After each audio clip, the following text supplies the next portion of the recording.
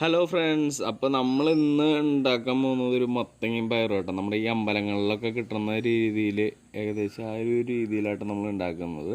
അടിപൊളി ടേസ്റ്റാണ്. അപ്പോൾ നമ്മുടെ ചാനൽ ആദ്യമായിട്ട് കാണുന്നവരാണെന്നുണ്ടെങ്കിൽ ഒന്ന് സബ്സ്ക്രൈബ് ചെയ്ത് സപ്പോർട്ട് ചെയ്തോളൂ.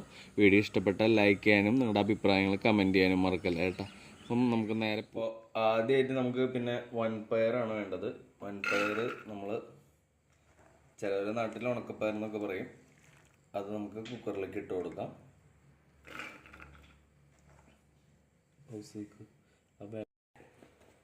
ശേഷം നമുക്ക് മത്തങ്ങ ഇതിലേക്ക് ഇട്ട് കൊടുക്കാം കേട്ടോ. എന്നുവെച്ചാൽ മത്തങ്ങ ചെറിയ ചെറിയ കഷ്ണങ്ങളാക്കി മുറുക്കിയെടുത്തിട്ടുണ്ട്.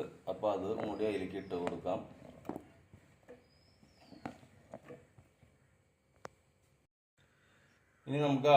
ഇനി ഒരു 1.5 സ്പൂണ് മുളക് പൊടിയും നമുക്ക് ഒരു 1/2 സ്പൂണ് മഞ്ഞൾപ്പൊടിയും കൂടി ചേർത്ത് കൊടുക്കാം കേട്ടോ.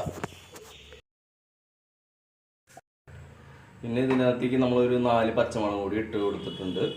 നിങ്ങളുടെ എരിവിനനുസരിച്ചിട്ടുള്ള മുളക് പൊടിയും പച്ചമുളകൊക്കെ നമുക്ക് ചേർക്കാം കേട്ടോ. ഇനി നമുക്ക് ആവശ്യത്തിനുള്ള ഉപ്പും കൂടി ചേർത്ത് കൊടുക്കാം കേട്ടോ.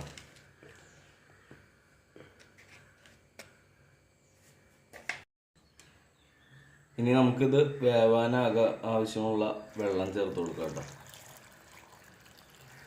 ഇത് അത്യാവശ്യം നല്ല ടേസ്റ്റുള്ളൊരു കറി കേട്ടോ. അതുകൊണ്ടാണ് ഞാൻ ഇതിൻ്റെ ഒരു റെസിപ്പി വീഡിയോ ആയിട്ട് ഇടാമെന്ന് വിചാരിച്ചത്. ഇനി ഇത് നമുക്ക് നല്ലപോലെ ഒന്ന് മിക്സ് ചെയ്ത് കൊടുക്കാം കേട്ടോ. ഇനി ഇത് നമുക്ക് അടച്ചു വെച്ചിട്ട് വേവിച്ചെടുക്കാം കേട്ടോ. അപ്പോൾ നമ്മുടെ പയറും മത്തങ്ങയും നല്ലോണം വെന്ത് വന്നിട്ടുണ്ട്. അപ്പോൾ അത്യാവശ്യം ഇതിനകത്ത് നമുക്ക് വെള്ളമുണ്ട്. അപ്പോൾ വെള്ളം എന്ന് പറയുന്നത് നമുക്ക് ഒരു ഗ്രേവി വേണ്ടാത്തവർക്ക് ഇതൊന്നും കൂടി പറ്റിച്ചെടുക്കാം കേട്ടോ. നമുക്ക് ഇത് ചെറുതായിട്ട് ഗ്രേവി ഉള്ളതാണ് ഇഷ്ടം. അപ്പോൾ നമ്മൾ ആ ഒരു രീതിയിലാണ് എടുക്കുക. ഇനി ഇത് നമുക്കൊരു പാനിലേക്ക് മാറ്റി കൊടുക്കാം. ഇതിലേക്ക് നമുക്ക് ഒരു 2 തണ്ട് കറിവേപ്പില ഇട്ട് കൊടുക്കാം കേട്ടോ. നല്ലൊരു മണമൊക്കെ കിട്ടാൻ വേണ്ടിയിട്ട് കറിവേപ്പില ഇട്ട് കൊടുക്കാം.